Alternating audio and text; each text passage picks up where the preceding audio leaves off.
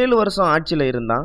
உத்தம சோழனோட மரணத்துக்கு அப்புறம் சுந்தர சோழனோட இளைய மகனான அருள்மொழிவர்மே ராஜராஜ சோழன் அப்படிங்கிற பட்டப்பெயரோட சோழ பேரரசோட மன்னனானான். ராஜராஜன் மற்றும் அவனுடைய மகன் ராஜேந்திரன் 2 பேரும் சேரநாடு, தொண்டை நாடு, சோழ நாடு, பாண்டிய நாடு மற்றும் ஈழ நாடு உள்ளிட்ட அகண்ட தமிழ் நிலப்பரப்பை ஒரே கொடைக்கு கீழே ஆண்ட பெருமைக்குரியவர்களா மாறினாங்க.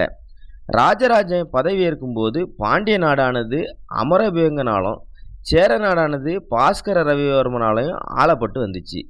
ஆட்சிக்கு வந்த 4வது வருஷத்துல ராஜராஜன் தன்னுடைய மகன் மதுராந்தகன் தலைமையிலான படையை பாஸ்கர ரவிவர்மனுக்கு எதிராக அனுப்புனான்.